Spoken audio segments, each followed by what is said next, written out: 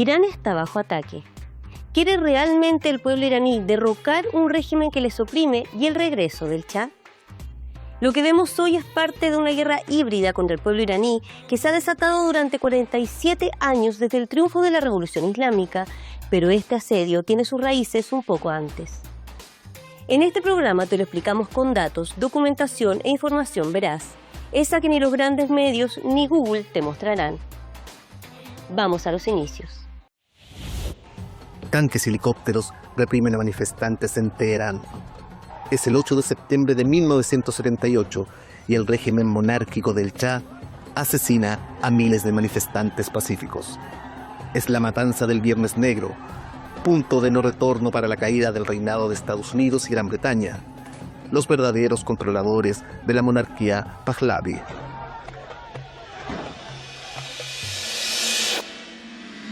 A partir de 1925, la dinastía Pahlavi había gobernado Irán bajo la injerencia del Imperio Británico, que a través de la Anglo-Iranian Oil Company controlaba el recurso más importante de la nación persa, el petróleo. Hasta que en 1951 el pueblo eligió a un primer ministro, Mohammad Mossadegh, que intentó auditar a la petrolera británica y planteó que las ganancias se repartirían mitad para la empresa, mitad para Irán. Cuando la británica se negó, Mossadegh nacionalizó el petróleo con un masivo apoyo popular. El imperialismo británico instigó a un boicot mundial contra el petróleo iraní, bloqueó el envío de acero y azúcar a Irán, congeló divisas y embargó los barcos petroleros iraníes. Pero el gobierno de Mossadegh no caía, y en su desesperación, Gran Bretaña convenció a Estados Unidos de aliarse y repartirse el botín petrolero. En agosto de 1953, la recientemente creada CIA y el M-16 ejecutaron la operación Ajax. Según documentos desclasificados por Estados Unidos, contrataron a los mafiosos más temidos de Teherán para organizar disturbios y pagaron a hombres que se apoderaron de las calles exigiendo el regreso del Shah. Mossadegh fue arrestado y condenado a prisión de por vida. Cientos de sus partidarios fueron ejecutados.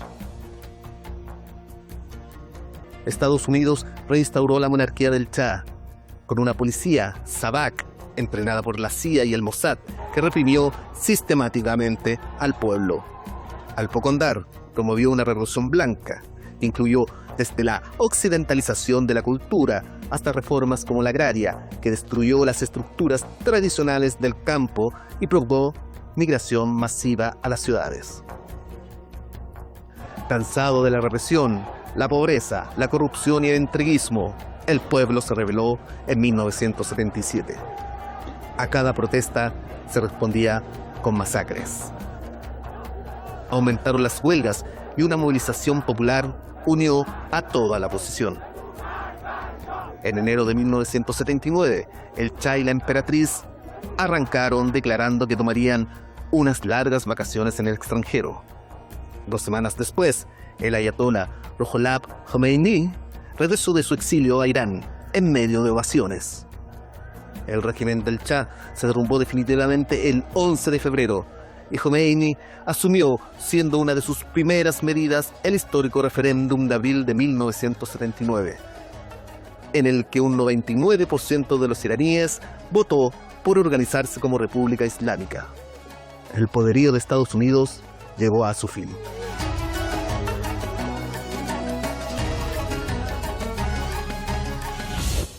El derrocamiento del presidente Mossadegh empezó a incubar en los iraníes un sentimiento antiestadounidense que ha aumentado con los años.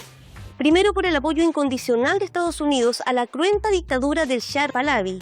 Su hijo es hoy el promovido por Occidente para dirigir la nación iraní.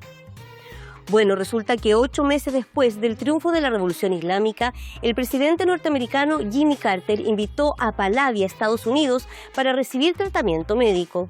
Por supuesto, esto fue visto como una ofensa por el pueblo iraní y la protesta estalló. El 4 de noviembre, estudiantes ocuparon la embajada de Estados Unidos en Teherán y tomaron como rehenes a todos los diplomáticos en su interior. La crisis de los rehenes se extendió por 444 días y hoy hasta películas podemos ver de esto. Es en este momento que se da el inicio a las sanciones estadounidenses que se extienden hasta el día de hoy. En medio de la crisis congelaron miles de millones de dólares en propiedades iraníes y decretaron el embargo del petróleo. Rápidamente y sin tapujos, el país norteamericano pasó a la guerra directa. En septiembre de 1980, Irak estaba al mando de Saddam Hussein, quien entonces era muy amigo de los estadounidenses. No sabía que años más tarde sería asesinado por ellos mismos. Bueno, Hussein, siguiendo los dictámenes del imperio, invadió Irán.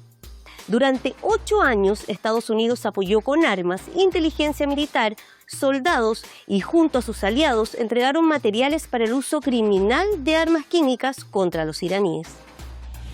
Irán no olvida. Esta estampilla recuerda el vuelo 655 de la aerolínea estatal iraní, al que Estados Unidos le disparó 2 misiles desde un buque de guerra en el Golfo Pérsico. Era un avión de pasajeros que volaba por vías autorizadas. El crimen es recordado hasta el día de hoy. 290 personas murieron al instante, entre ellas 66 niños. En Irán también se aplicó por primera vez en la historia un arma de guerra cibernética. En el año 2010, los inspectores de la Agencia Internacional de Energía Atómica visitaban la central nuclear de Natanz cuando vieron con espanto cómo un virus cibernético tomaba el control de miles de centrífugas nucleares y les ordenaba autodestruirse. Un año más tarde, se aclaró que este gusano fue creado por Estados Unidos e Israel para sabotear el programa nuclear de Irán. Desde 1987 las sanciones se siguen sucediendo una tras otra.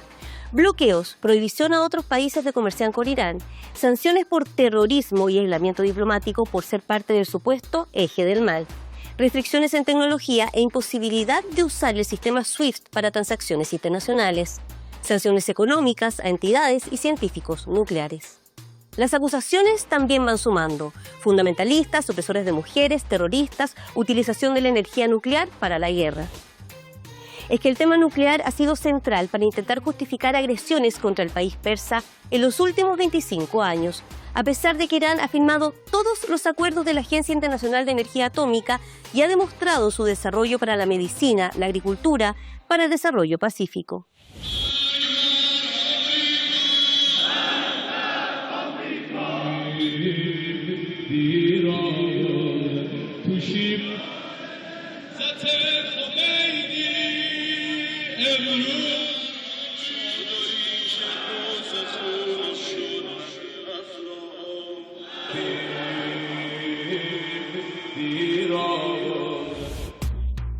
Estas son las millones de personas que lloraron el asesinato del general Qasem Soleimani. El 3 de enero de 2020, Estados Unidos lo asesinó con drones mientras se encontraba en Irak.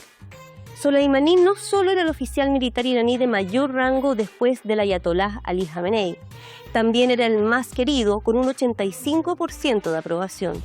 Fue el mayor artífice de la lucha contra el Daesh, ISIS, en la región y articulador del eje de la resistencia contra Israel y Estados Unidos, que hasta hoy son los únicos que apoyan a Palestina ante el genocidio en curso. Pero Estados Unidos parece empeñado en ganarse el título del más odiado en Irán. Para eso, en 2024 bombardeó con su aliado Israel el consulado iraní en Damasco y asesinó a oficiales militares iraníes que coordinaban la resistencia regional contra el sionismo. Hasta que en la madrugada del 13 de junio, misiles israelíes sorprendieron al mundo atacando a Irán, por orden de Estados Unidos.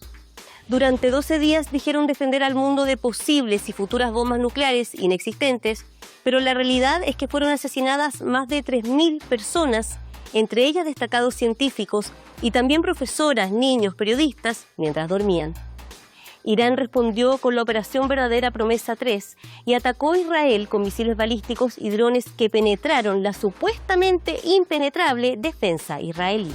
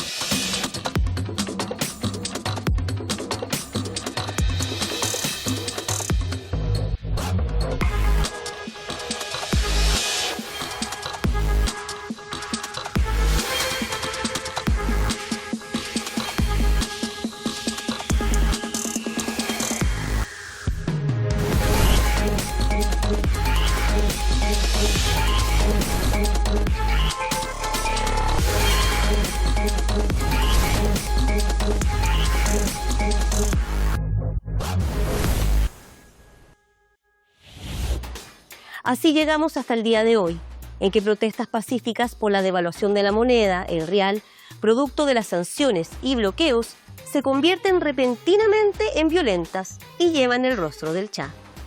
Todo gracias a la comprobada participación de agentes del Mossad que se infiltraron en estas manifestaciones para ejercer actos terroristas. Y adivinen quién promete salvar a los iraníes. Así es, Estados Unidos. Vamos a una pausa, ya regresamos.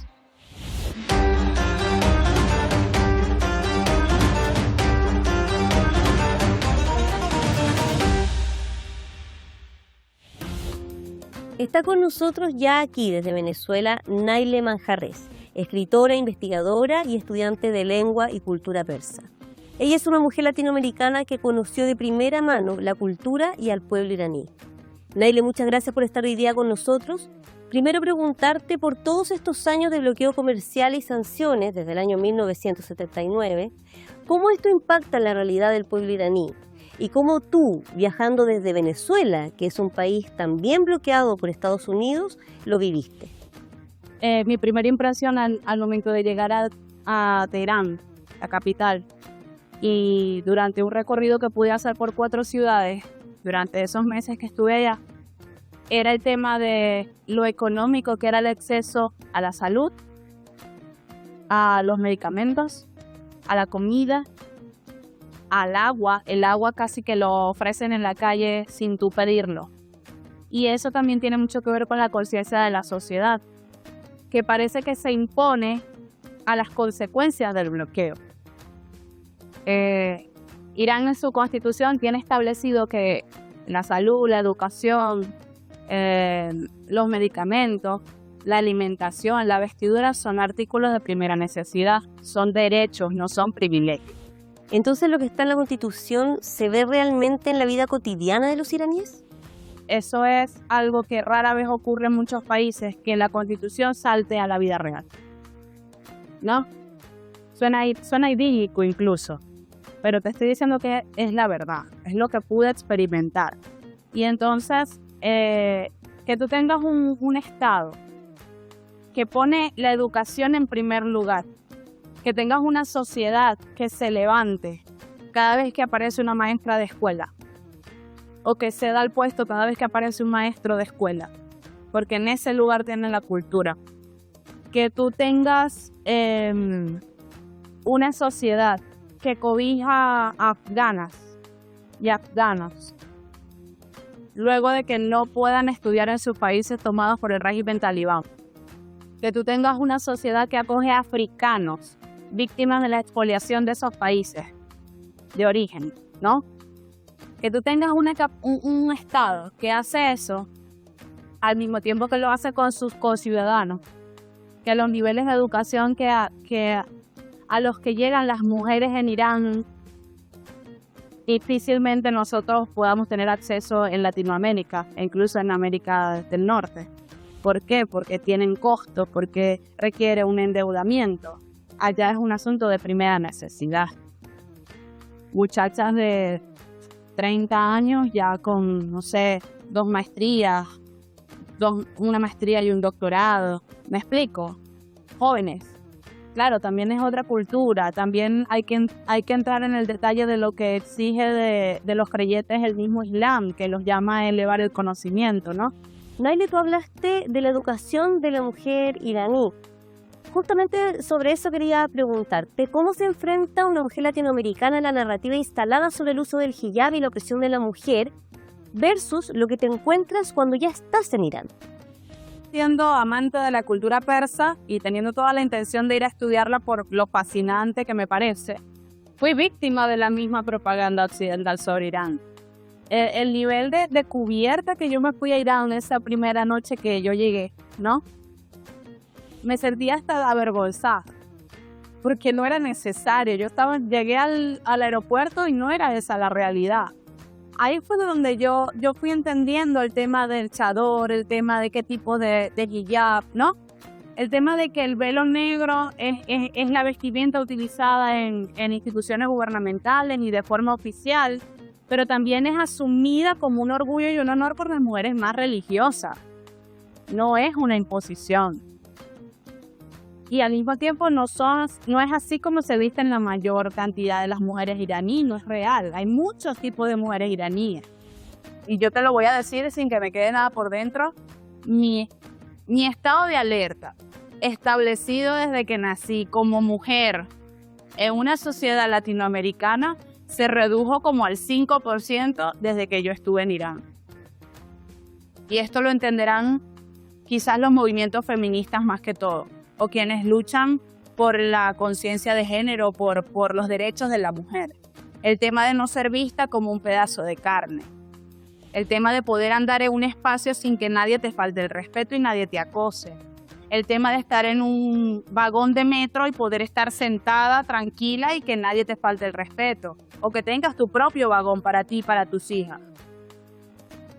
Eso tiene un valor que no se entiende en la dimensión correcta parece que hasta que no se vive. Así es. Naile, yendo más hacia la actualidad, a comienzos de este año 2026 se devaluó fuertemente en la moneda iraní, el rial. Esto provocado por las fuertes sanciones contra Irán. ¿Cómo afectó esta situación el estado de ánimo y también la vida de los iraníes? Yo cuando vi las imágenes de alfombras quemadas y mezquitas quemadas, yo dije, no, esto no es posible, ellos no harían eso. Ellos están muy orgullosos de su arquitectura, de su literatura, de sus textiles, de sus alfombras. Estamos muy orgullosos de sus viernes en comunidad, jóvenes y viejos. O sea, eso es algo que a mí me llamó poderosamente la atención de esa sociedad. El viernes es para estar con la familia.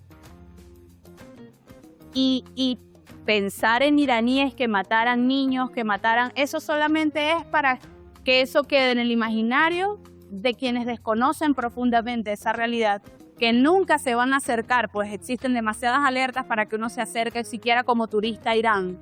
Es un país casi que vetado por casi todas las embajadas. Y eso es terrible. Hasta que alguien se da la oportunidad de ir y que tú vas.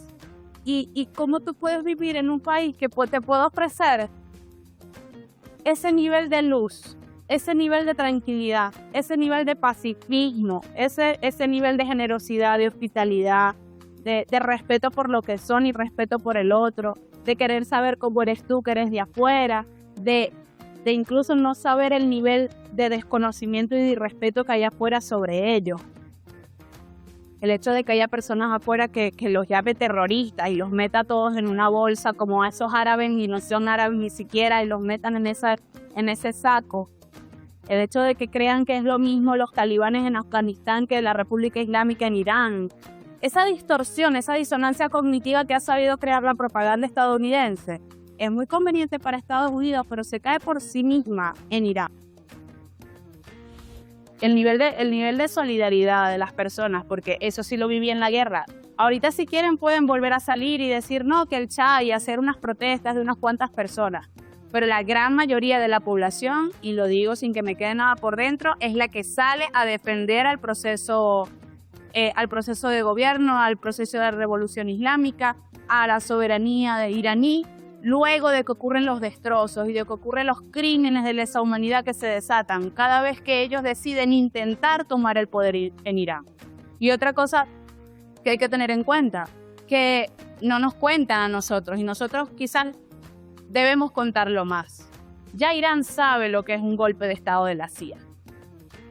Ya Irán sabe lo que es que tumben a su gobierno y monten al Shah.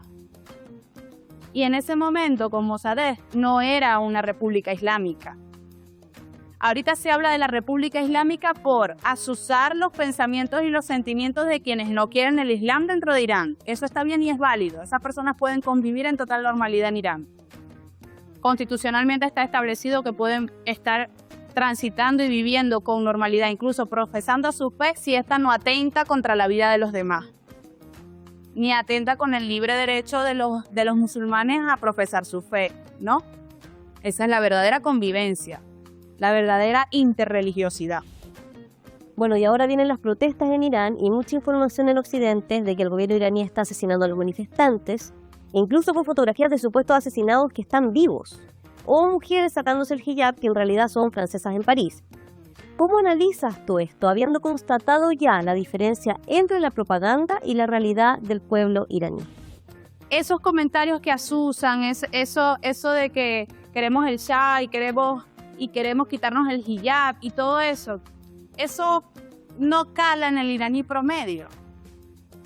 Porque el iraní promedio está muy orgulloso de ser Irán. No queremos parecernos a la sociedad occidental, queremos abrirnos, queremos que nos permitan respirar, pero no queremos parecernos a lo de allá.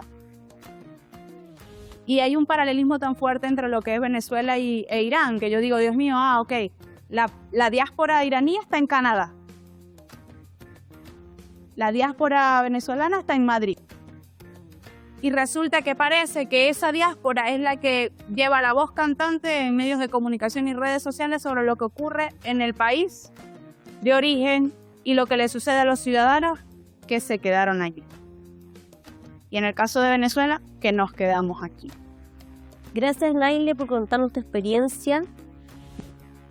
Bueno, antes de despedirnos, vamos a ver qué opina el pueblo iraní de este clamor occidental por el regreso del Shah. قسم به خون تک تک شهدا اجازه نمیدیم شما و امثال شماها دستتون به یک وجب از خاک ایران برسه حتی اگر دلار بشه 500,000 تومان بده 1000 بقیه‌اش هم خودتون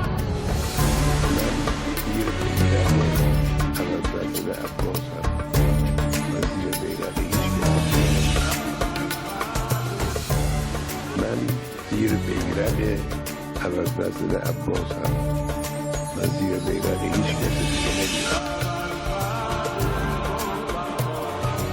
خطاب به سرام مگه تو مداخله گری که به امور کشورهای دیگه دخالت میکنی؟ به تو چه ربطی داره؟ خودمون درست کردیم خودمونم بلدیم میسازیم. لطفاً دخالت نکن تو امور کشورهای دیگه. چه کشور ما چه کشورهای دیگه. Tenemos muchas demandas y protestas. No aceptamos estas condiciones económicas, pero al mismo tiempo apoyamos de cualquier manera que sea a nuestro líder y nuestra patria.